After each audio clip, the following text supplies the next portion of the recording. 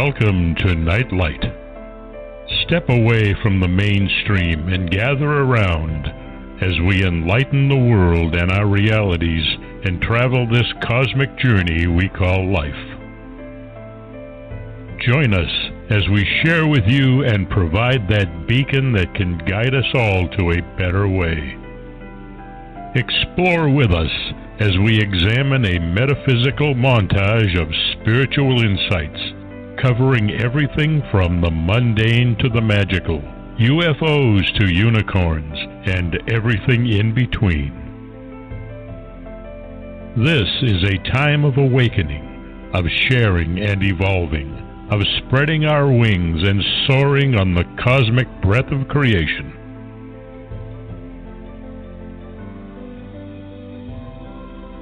Come and join with other light-minded spirits as we weave our lights together to seek understanding, enlightenment, and, with a little luck, some wisdom. This is Nightlight, a reminder that you are never alone.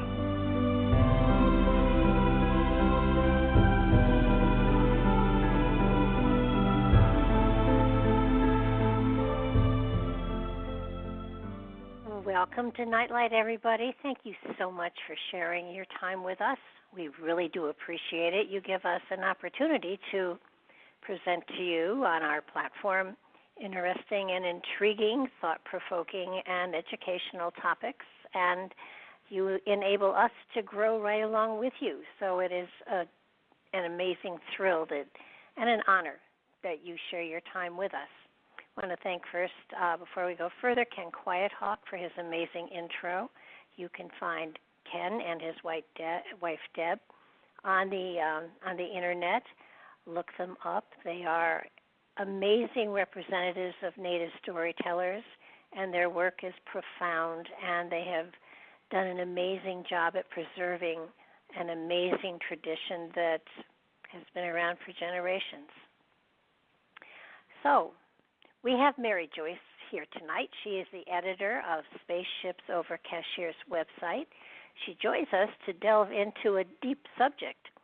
We'll be speaking about the evidence of deep space UFOs that she has gathered for her website.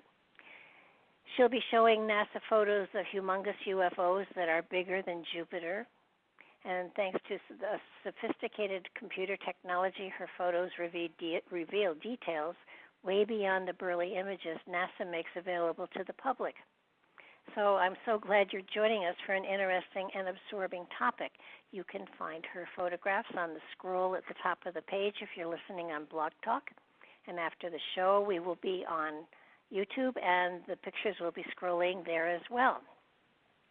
Mary has worked for two major metropolitan newspapers, the Orlando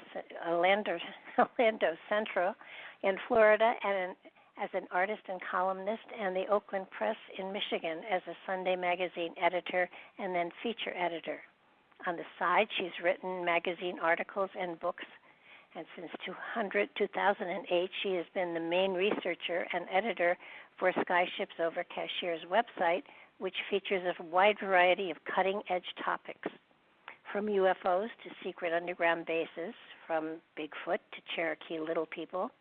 Mary has gone from investigating mob stories in Detroit, including Jimmy Hoffa's death, to interviewing people with the highest top-secret clearances about clandestine government activities. She even has had face-to-face interviews with a whistleblower from Cosmic Top Secret Clearance, who once worked with the top tier of the infamous International Cabal.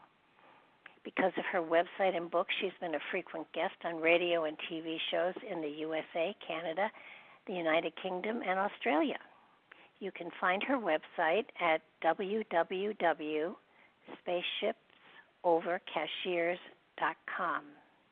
And I do recommend you check it out. It is a phenomenal website. It has archives that go back a decade or so, and her material is fascinating, well presented, and gives you, well, it titillates you in many ways to search further and grow. So please check it out, after the show, of course. but do check it out. It's an amazing website. Welcome to the show, Mary. Glad you're here. Hi, hope you're having a good evening. Are you in solitary confinement?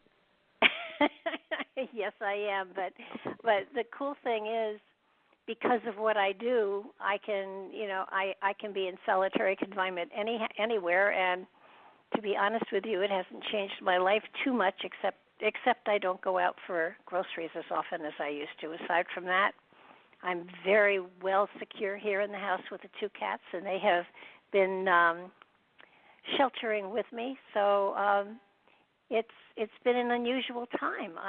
To tell you the truth, don't remember anything like this ever before, but it does add spice to life for sure. And you do begin to wonder.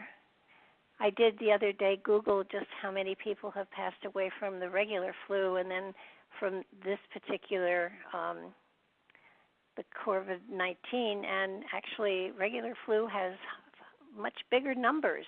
So it's terrifying and confusing all at the same time.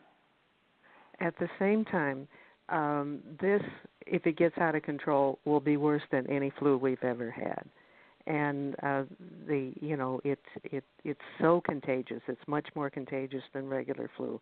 And so the precautions that, they're giving people are really those that should be followed, though I have a whole lot of sympathy for anyone who's confined to a small apartment in a big city, because then they are really trapped. And those of us like you and like me who have we're basically more out in the country than people directly in the city, so we can get out and do some things and not put anybody in jeopardy.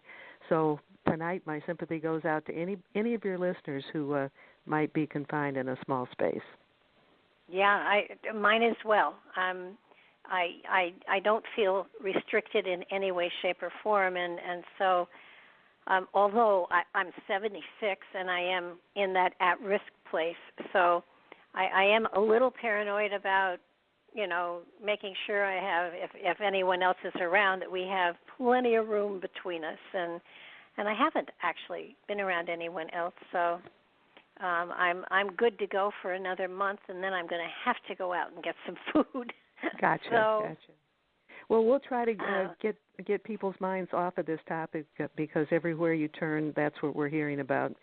And to give your listeners a little bit of behind the scenes, you and I were talking earlier, several days ago, about my presentation that I gave at the Alien Expo convention in Knoxville about 2 weeks ago. And the name of the presentation was Deep Space UFO Photos. So you and I kind of put our heads together, and I sent you some of the photos that are in that presentation, so that anybody who has the ability to see the constantly scrolling pictures that you have. I don't know if it's up all the time or just when you go to YouTube, or how is that going to work, by the way? If they are listening on Blog Talk, which is how they'll have to be listening now, it is scrolling across the top of the screen constantly while the show is on. Okay. And when it goes up on YouTube, I will space them so that every 6 minutes a picture changes, so that anybody who is listening on a device that has capability of seeing pictures, they can see it. And the reason that I even put this presentation together is because human beings are now able to make rather sophisticated UFOs, and so many of the UFOs that we see flying around are actually man-made, and so it's getting harder and harder to tell the difference between the authentic ones that are coming from deep space or coming from deep beneath the earth, and those that our military industrial people have made. And these are what I put in this show are pictures of UFOs that are humongous. They're bigger. They are so big, they are bigger than Jupiter, which is our largest planet. And if people don't know their astronomy, 1,300 Earths could fit inside of Jupiter. So when we say these satellites are big, we mean they are really, really big. and there's just no doubt that some other intelligence created these, that human beings could not have done these. Now, the way it works is there is a satellite system. It's NASA SOHO satellites that circle or are photographing the moon or the sun all the time, and there's one on each side of the sun. Each one of these satellite cameras takes a picture of the sun every 12 minutes, and those are available so that anybody can actually tap into them and see them for themselves. Well, the pictures will show some of these things, but they don't show them in any detail whatsoever. And we were really, really fortunate. Back in 2013, we were contacted by a man. His first name is Mart. His last name is Padmos. And he is one of those technical computer geniuses. And he would take these original NASA photos, and he would eliminate the debris and the interference and zoom in on these things. And my God, he really got incredible detail. The thing that struck me was that these satellites are so diverse in their shapes. They just don't all look the same. There's one that looks like a silver cross, and then it has this like jagged line that goes out quite a distance from it. And when he zeroed in on it, you can see the mechanical structure that begins to look like, slick moving machinery that's made out of steel and shiny. And so he zoomed in on that at several different places.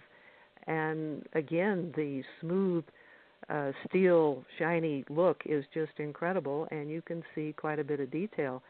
There's another one, and it just looks like a blip going across the original photo, but when he zeroed in on it, it kind of looks like if you can imagine a flute that will slide into itself and then pull out in different sections, almost like those camper cups from, when we were in Scouts. And yes, I do remember that. and they would sometimes collapse, right? Yeah. Yeah. Anyhow, it kind of looks like it could have been pulled out that way, and then it's been enlarged again, so you can see this incredible mechanical detail. Those two shapes or two UFOs are entirely different. Then there's another one that perhaps looks a little bit more like what we humans could imagine, and it's like a tower-shaped rocket. It has a base and it has a vertical part that perhaps looks a little bit like one of our, things ready to launch from the NASA Space Center. There's another one that kind of looks like a long, skinny skeleton key, and you just don't expect these to look so different. There's another one that for some reason comes out in kind of a turquoise color, and it's sort of like a cross at an angle, like instead of being vertical, one of the lines goes at an odd angle. And again, it's not a shape you would ever expect. There is one which is kind of maybe like somebody might expect, and it looks like what I call a phoenix. It does. It's doubly interesting because it, at least to the best of our knowledge, has appeared twice that we know of. One was back in February of 2011, and then seemingly the same one or the same kind showed up in September of 2012. Again, when you zero in on it, you begin to see a lot of detail. And the real close-up, again, this very shiny steel, mechanical, slick kind of shape begins to, appear. There's another one. I call it. Yeah, go ahead. I'm just running at the mouth here. No, and then there are the squares that do remind you of the Star Trek Borg stuff. I know, and you just don't fathom a square or a rectangular box floating out in deep space. It's just not a shape that you would expect to see. I think one of them, especially one of the very, very long ones does resemble. I forget what the movie was, but there was a science fiction movie about how they had to evacuate Earth, and they had biospheres and everything, and it was a great big long spaceship.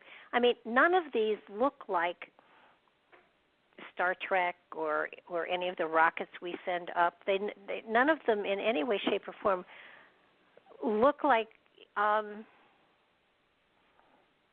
spaceship. It almost looks don't. like they it, don't. You know. And it's sort of like, keep... was there lint on the lens, you know? But there's one that's I call it the green donut, and it looks like it has a hole in the middle. It looks like a green donut, and it has one of those jaggedy lines that goes from it to the sun. And when Mart zeroed in on that, he, for some reason, chose to zero in on the zigzaggy line, and he blew that up at two different levels. Again, we get back to very mechanical box shapes, and the further he zooms in, the more it looks like this shiny, well-oiled machinery type of a look. There's one that looks like a boat anchor. It just plain looks like a boat anchor. And these were all around the sun. Yes, all of these have been caught by this camera, or cameras. There's two of them. And like I said, they click a picture every 12 minutes. If people want to find them for themselves, and they might want to jot this down.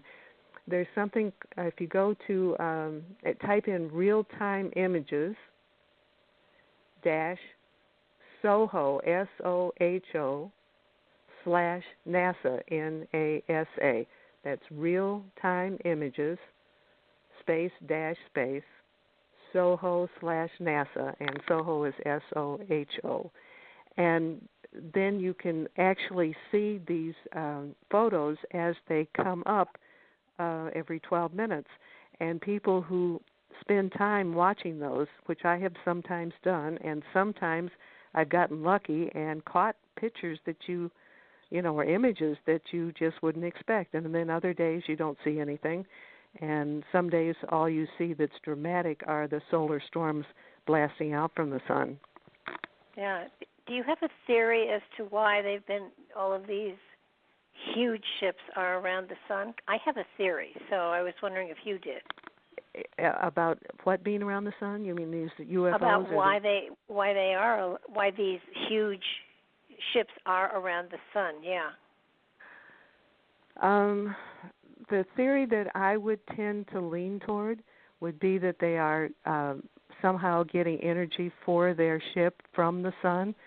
One of the reasons, actually more than one reason, I've already mentioned that there are these zigzaggy lines that go out like from the green UFO, and there's another, the one that looks like a T that has this zigzaggy going out toward the sun.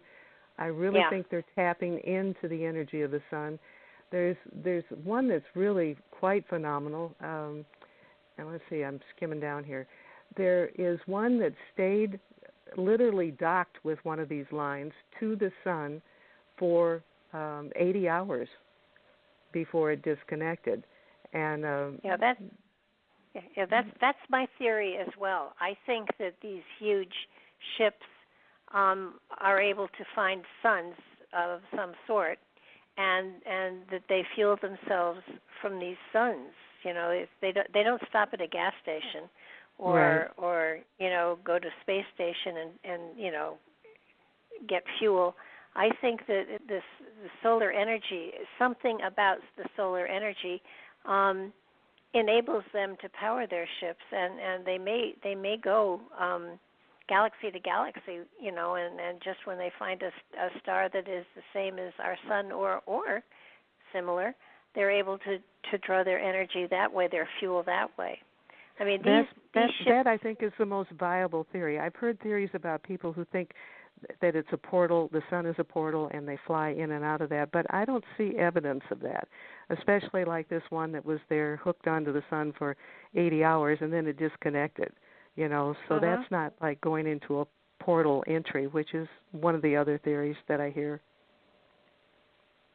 Yeah, I would more think that that they are drawn by whatever the sun is putting out, and it would be interesting if there were more sightings during times when there were solar flares, or when it was just sort of normal flaring.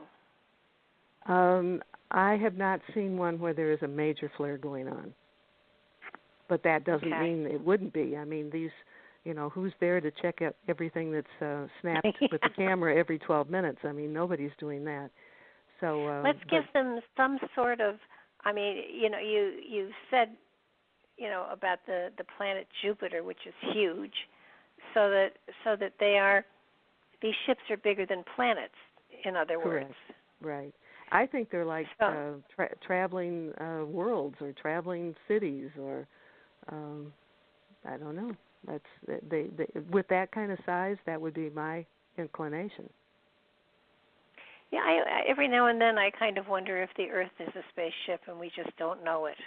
But yeah, I mean, when you see the size of these ships, and you have to call them ships, and I'm wondering, we supposedly have a secret space whatever out there, and I'm wondering if in any way, shape, or form we have been connected to them and didn't know it. Your guess on that is as good as mine. I won't even attempt to offer an alternative. Yeah, it just. But I do want, to me, if you have people who really want to find these kind of things for themselves, I'm going to repeat this again. It's realtimeimages-soho/NASA, and Soho and NASA are all capital letters. Once you get to that, and I just want to explain one other thing, they show pictures of these pictures, little tiny ones. Don't click on those. Click on the line beneath the pictures that are underlined, because then you will get to the multiple sequential pictures. If you just hit the picture itself, then you're just going to see that one static picture enlarged. Well, it's now, you said that the NASA pictures were fuzzy. Are they fuzzy on purpose, or are they just fuzzy and not well done? In other words, do you think that the NASA is trying to hide the fact that these large ships are out there? I don't think that they're necessarily using fuzziness to keep information from us, because what has happened many times is that if something really unusual comes up, suddenly that feed of information will stop. And since Mart from the Netherlands was able to essentially eliminate debris and get a clearer picture, I tend to think that they do their censoring more by stopping the feed totally. That's my theory. So these ships are actually bigger than the Earth.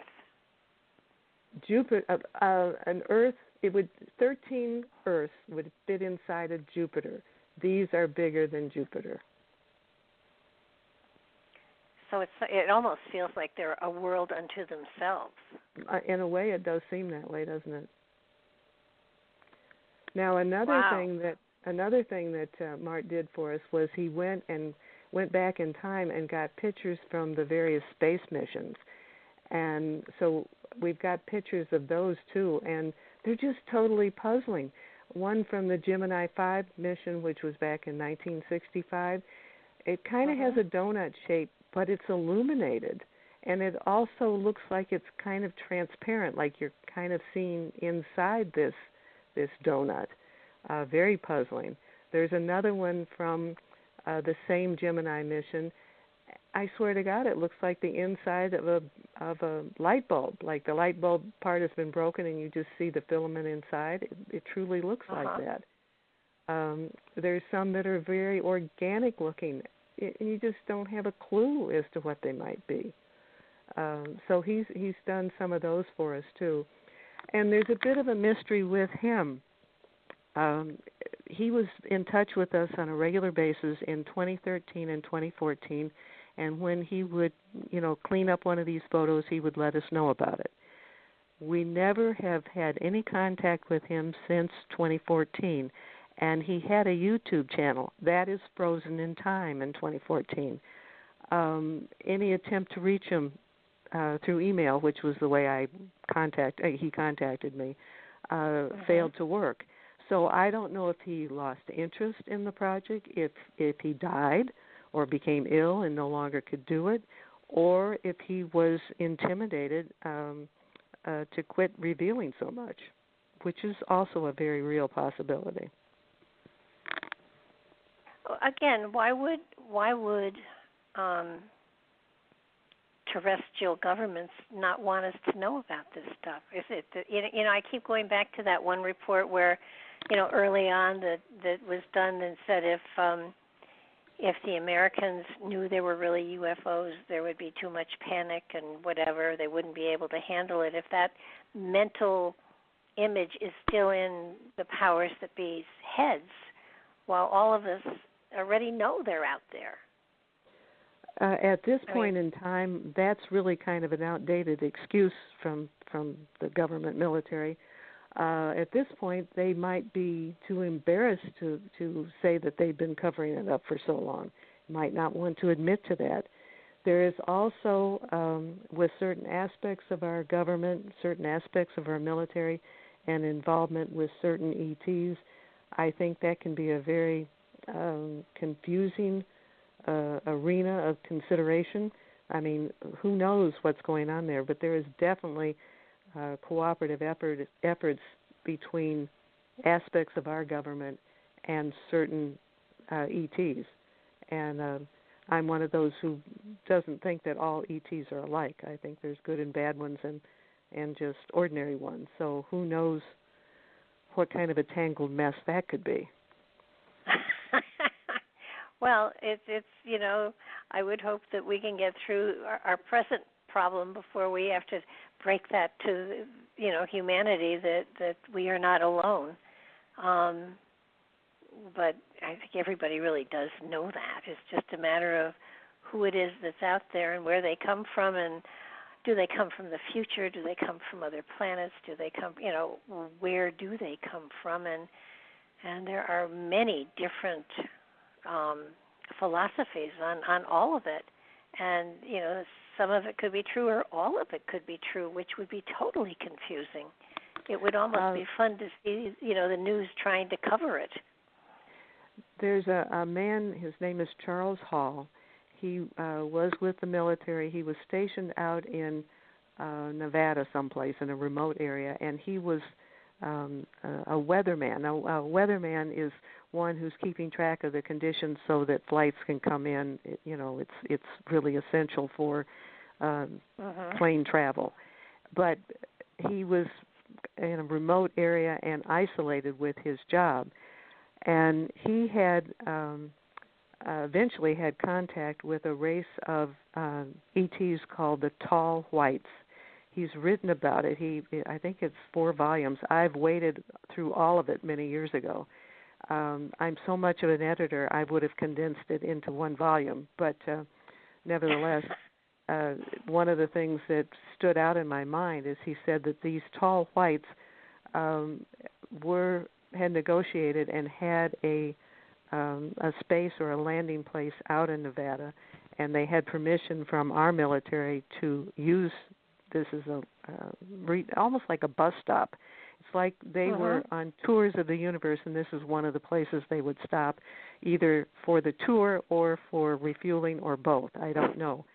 But these Tall Whites, and this I find a little bit humorous, they would try to blend in with our humans. They're tall and skinny, and they don't really look like us, but they would challenge themselves by going to Vegas to see if they could blend in with the crowd. Now, if you're going to be weird, Vegas is probably a place that you can get away with it. And so that's one of the places they would do for their, just to see if they could pull it off, I guess.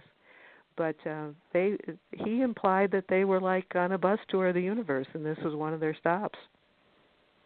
Well, I've often thought that Nazca was a landing field of some sort for them. The Nazca Plains down in South America? Yeah. That could very well be. they literally cut a mountaintop off.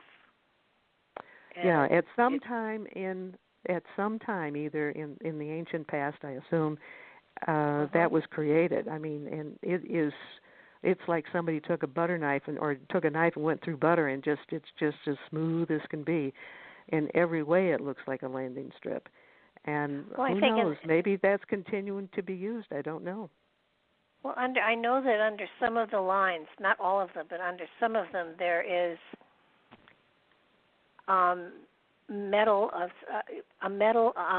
some sort. They haven't dug it up, and I don't know why, but there is definitely metal of some sort there because their compasses and magnets are attracted to it.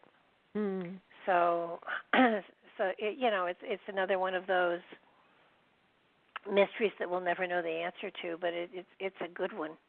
It's a good mystery for sure. My goodness, and yeah. When you kind of tying in with this idea of the creatures from other parts of the universe taking tours, I have pictures of what I call a white olive with a blue pit. It really looks like an olive. But what makes it doubly interesting is that we were able to get pictures of it in 2005, 2009, and 2016, which indicates a recurring trip to this part of the world, or simply, the same kind of vehicle is used by, there's more than one. So I don't know which it is. That's fascinating. I could see where, jump ahead thousands of years and possibly traveling to primitive planets and taking a look at their cultures would be sort of like an amusement park. Not going down and mingling, but just observing. Mm-hmm. I could see that too. I mean, we do it. We have found tribes in South America that had no contact with humanity, and basically we did as little as possible to influence them, and are really just observing them and their cultures. Right. So why wouldn't the same thing be true if we were the primitive and they were the observers? That to me makes more sense than a lot of a lot of the other stories that you hear. Mhm. Yeah, that can make sense to me too.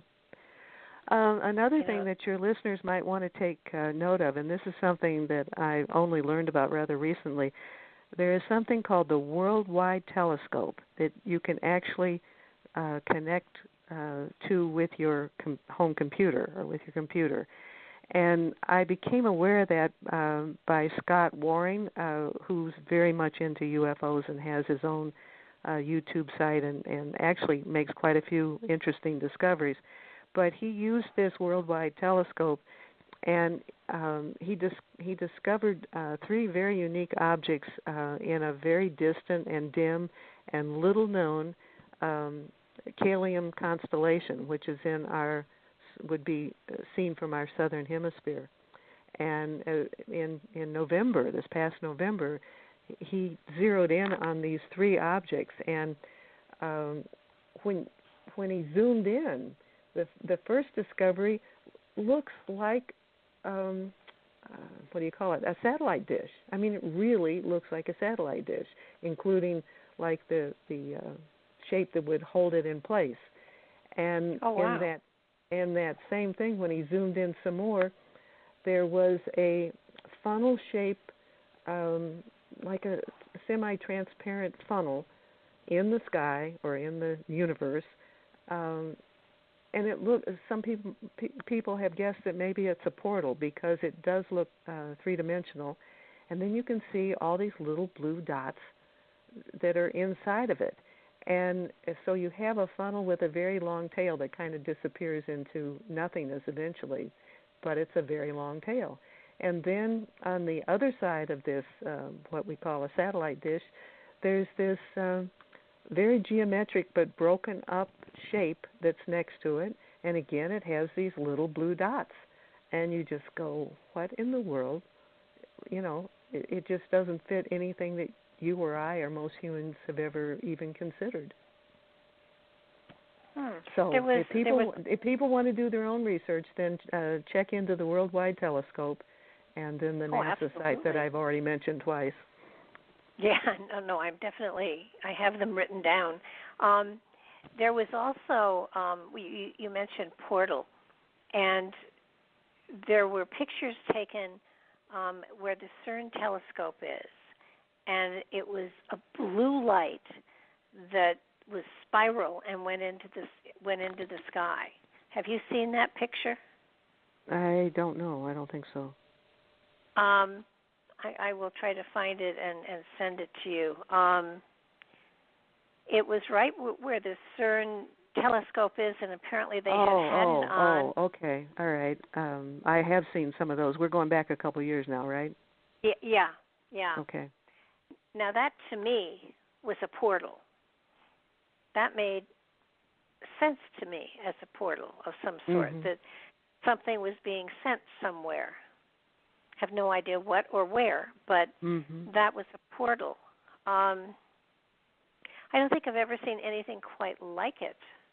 Now we keep seeing things we've never seen before. It's quite amazing. Yes, but with Project Pegasus and the Philadelphia Project and Project we have all these secret. Well, they're not secret anymore if I know about them, but they were secret programs. That the Montauk Project and all of these. Now they were working with technology that theoretically was not just ours, but they were working on time travel, and they were working on portals, and they were working on the anti-gravity materials and stuff like this. And this goes way back to 50s, 40s in there, and it would seem to me that these people are not dumb. They must have figured something out by now. That's 50, 60, 70 years ago.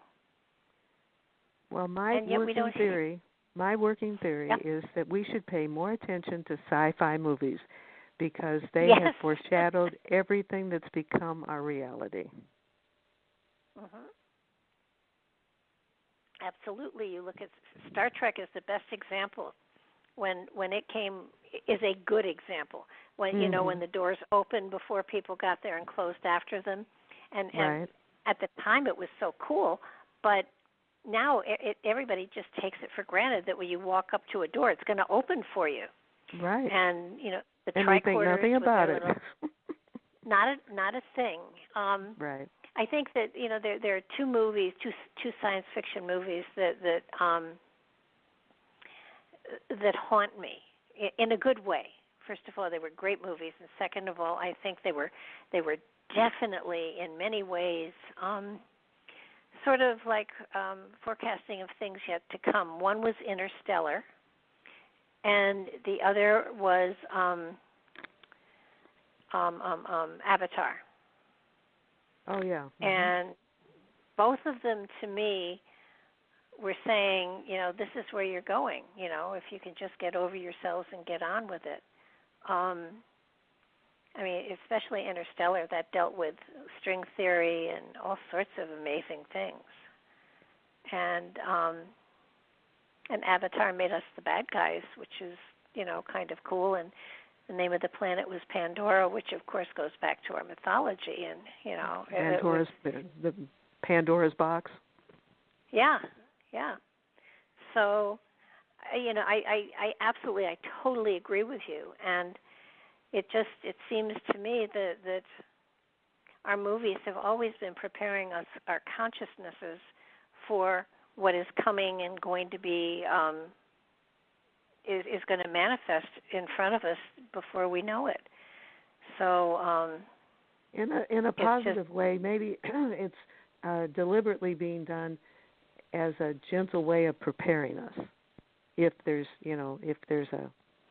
a force behind it that's making things happen, and that might very well be the case. In Close Encounters of a Third Kind, that was Spielberg, right? I keep forgetting. Yes. Who did I what? think that's right. All all of his little spaceships that zoomed around and everything, every single one of them was created from the observations of somebody that had seen one of these craft at some time or another. He took all of those reports and he created them in his movie. And in many ways, there's one line that has always stayed with me. It's when they were, our people were going to, were loading up into the mothership to go off to other worlds, and the one guy that was, they were sending him, and somebody said, why should he go? And the French guy said, because he was invited. They were invited. Mm-hmm. And I truly believe that on many levels, definitely real, authentic sightings in some way work on the consciousness of the people that see them. And when one landed on my campus, it was fascinating, because when it took off and went over my dorm, I saw it. And I was in a group of lots of people. Now, a lot of the girls were screaming and running and hiding in closets. Some of them just got hysterical. I wasn't the only one that was just standing there looking at it and not feeling threatened, but just fascinated with it. But everybody had a different reaction, and it has nothing to do with intelligence. It has to do with consciousness and what you're willing to accept and embrace and not. Correct. And I just felt so strongly that this was, I want to say, almost magical. It turned me on to other worlds. It turned me on to other potentials for, it confirmed the fact that we're not alone. And I think in some ways that it stretched me so that whatever skills or talents that I have today, they blossomed unleashed. because of that. Absolutely. You talk to Lynn Katai. She's the one that photographed all of the Phoenix Lights, the Phoenix Light shows. And she will, she had the same experience, that it made her more intuitive to be connected to these lights and not getting any real communication, yet knowing there was communication there if she could only get to a place where she could hear it. Mm-hmm. So I think that so many things come to us non-verbally with just a sense of knowing. Absolutely. So the very first book I did was called Psychics Don't Scare Me Anymore. I did it because I was an editor in a newspaper at that point, and somebody had done a story on a local psychic. At that point, I hadn't given that whole subject much thought. And as I was sitting editing the story, I thought, I'm talking to myself now, or quietly to myself, Mary, if you're so open-minded, you need to check this out for yourself. And so I went and visited, I went and had a session with this psychic. Looking back on it, I was very fortunate that my first experience was with a very competent, genuine psychic, not, anyhow, we'll leave it at that. Yes. And from there, my curiosity just opened up like crazy, because she told me things that she couldn't possibly know. And I eventually ended up, when I had a job where I traveled a lot, and I would stop and have sessions with psychics. I think I ended up in 5 states in Canada doing this, and ended up writing this book, Psychics Don't Scare Me Anymore. And I know that's a crazy title, but that was back in the 1980s. So things change. Well, I think that's very true, and true psychics, in my opinion, this is just my opinion, this is not carved in stone for anybody else, but in my opinion, the true psychics realize that there is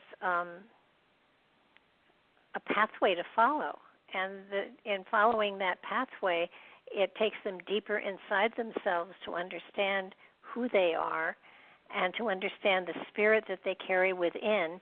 And as they do that searching and that reaching, it expands consciousness that enables them to be more sensitive to themselves. And then once they're more sensitive to themselves, they are more sensitive to other people as well. Absolutely. And if I look back at turning points in my thinking, meeting that lady back then was a turning point for me, because it really made me open up my mind to many, many possibilities. I mean, things I had not spent time thinking about it. Like I said, that's a long time ago, but had me seriously thinking about past lives, which I had not given a whole lot of thought to. And she told me things that were so peculiar. Like she said, you've had a lot of Oriental lives, and it's not that you crave anything like Oriental food or anything of that nature, but you have certain things that you do that are very Oriental. And she said you print rather than write, which I do and have done all my life. She said that you doodle a lot, and when you do it vertically, which I do. And when I pick up, I've broken my habit on this, but when I pick up magazines, if I don't consciously think about it, I will flip from back to front, which, again, that's the way Oriental books work. So she gave me examples, and then much later than that experience, I had somebody that I'd interviewed for my book who also did hypnosis, and he put me under, which I was so confident he couldn't do, but of course he did. And I wrote in a form of Chinese, and a bunch of my friends were there too for this show. And we took it to a Chinese restaurant, and they took the writing back to somebody, an older guy in the back, and he said it was an ancient form of Chinese. I don't know Chinese. So you don't know what you said or anything? No, I vaguely remember it was something about a temple, which apparently I've spent a great deal of time being in temples in past lives in the Orient. And one of the reasons that I thought that might be accurate is I was told that I was one who would do communication telepathically between monasteries or between temples or whatever. And when I was under hypnosis, I was told that the reason I like to do that is because I couldn't stand being inside doing all the chanting and stuff all the time. So that gave me an excuse to be outside. Well, that sounds like me to this day. Yeah. So you get confirmation in some very strange ways that, don't really seem significant, except that's still part of my personality. No, I think that if you can find a genuine psychic, you're in for a great trip. And there are genuine ones, but even the genuine ones have a very wide range of abilities. And like I said, I was very, very fortunate. The first one I went to was a good one. Of course, if she hadn't been, that exploration of mine probably would not have continued.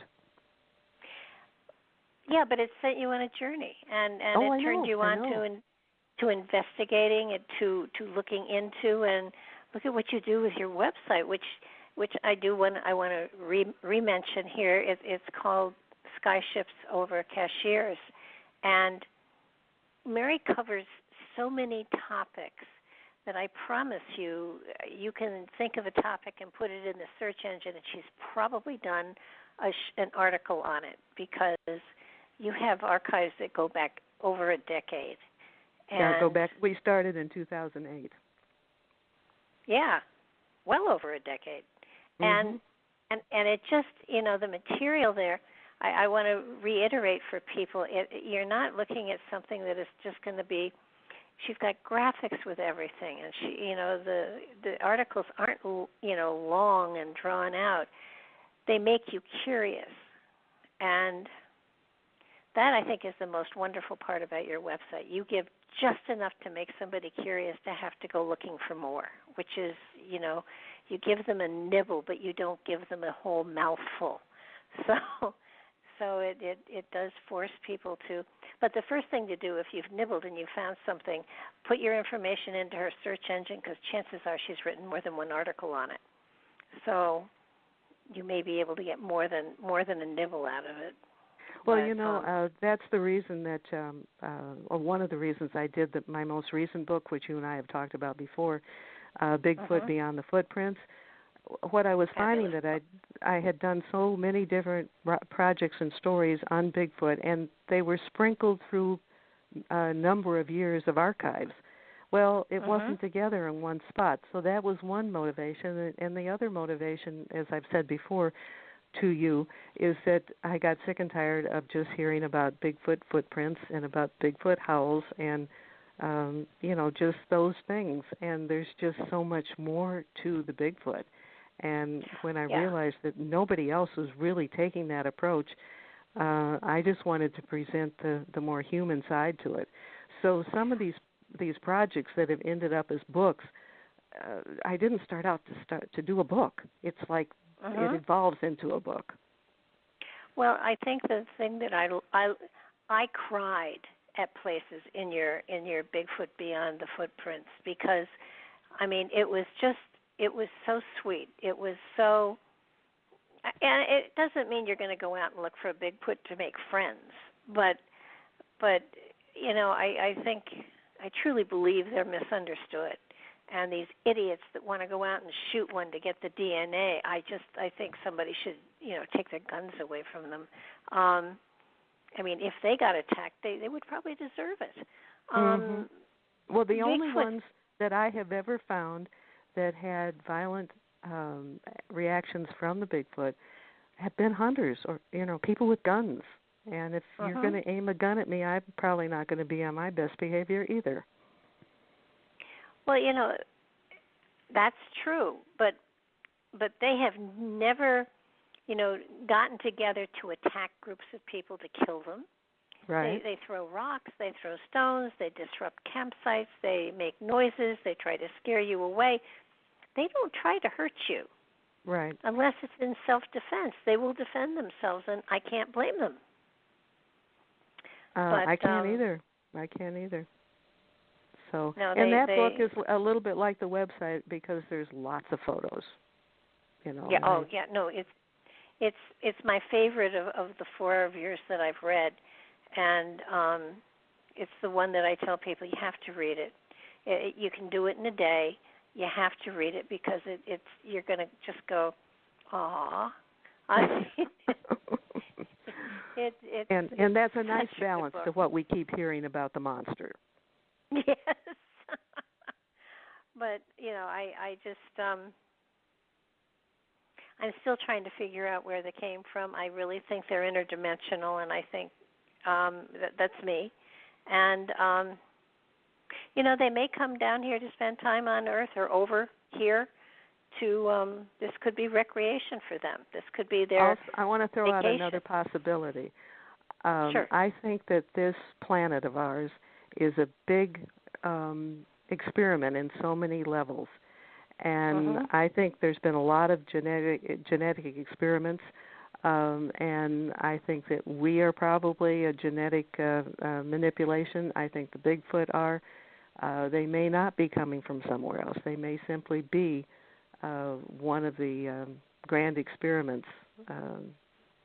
And there's evidence that, in the ancient history, that some of these myths that we hear about, like half horse, half man, half goat, half man, that kind of thing, may very well have been genetic games that were played at one point. I do think it's an experimental field that we live on. Oh, yeah, and, one could then jumping off from there, could take a look at Nazca and say that we're also, it's cosmic graffiti that's all over the hills. So wouldn't that be funny? I once said to somebody the reason the Mayan calendar stopped where it did was because they ran out of rock. And if the rock had been bigger, they might have stretched it a little further.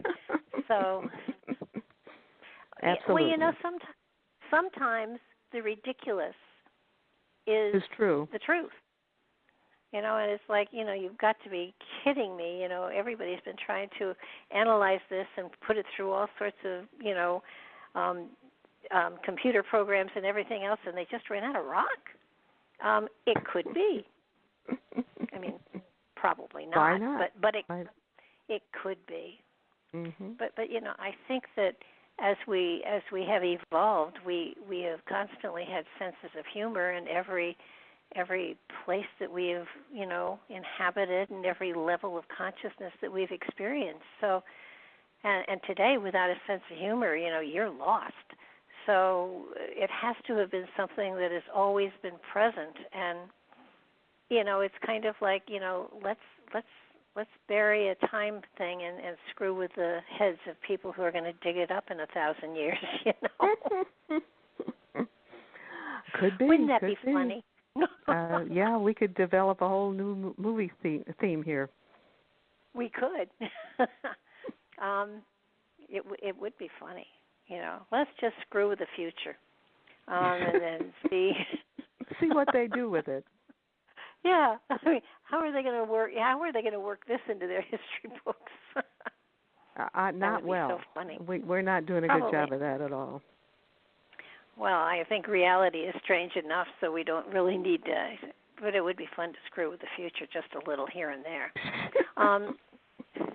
We have managed to talk our way through an hour, so I want to re-put out your website, which is www.spaceshipsovercashiers. No, Sky Ships. Sky Ships. Oh, I put space. Oh, it's Sky Ships. Yeah. It's SkyShipsOverCashiers.com, and cashiers is spelled like a cashier at the store. SkyShipsOverCashiers.com. I knew that. I just put spaceships. I'll fix it before this goes out. And if people want to, read just a little bit about each of my books, they can just open up Editor's Corner and learn about the books, and all the books are available through Amazon. Yeah, but something. Start with the Bigfoot one.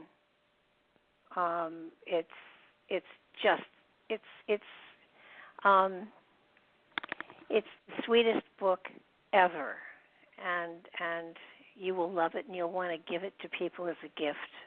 You're very kind.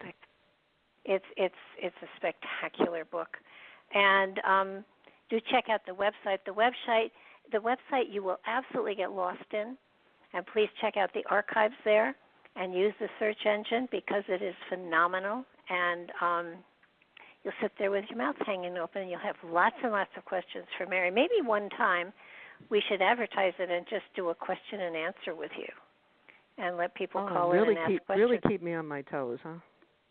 Yeah. Well, I can always BS if you can't remember, so don't worry about it. Well, that's really sad. I mean, when you think of 12 years of archives, my brain doesn't always bring up the information I need. Okay, I have a question. 12 years ago, you obviously weren't thinking the way you're thinking now. What is the biggest change in your philosophy over that 12 years? See, I knew it was going to be hard. Oh. My philosophy, huh? Yeah. It's just made me, I'm very, very acutely aware of life beyond our planet. I'm acutely aware of aspects of our government that are working behind the scenes and are doing so much in secret that daily becomes more, I'm much more aware of that than I ever was before. And I guess, I don't know, that's not philosophy, but those are two things that I certainly am much more conscious of than I ever was before. Yeah, if I went back 20 years or so, I would say that the government aspect of it absolutely is something that has blown my mind. And the other is that I have come to a point where I realize that a spiritual belief becomes a cosmic belief if you give it a chance. And that opens up lots of doors. Right. I would agree with that. See, you're just much more the philosopher than I am. I work with a little different material, but we can still talk. Okay, so thank you so much, Mary, for being here with us yet again. And I look forward to next month when we can pump you for more information. All right. And thank you for having me on. I appreciate it. Oh, you're one of my favorites. I just love having you on. I could stretch you the 2 hours, but I know you said an hour, and so we're stopping at an hour. I appreciate that. Thank you. You and your listeners have a good evening. You too, Mary. Bye-bye now. Bye-bye. Thank you, everybody. Please tune in on Friday. I've got a great show Friday evening, and it will be worth your time dropping in, 9 o'clock. And then, of course, next week we start and do it all over again. Have a great evening, everybody. Stay healthy, stay warm, stay dry, and stay curious. Good way to be. Good night now.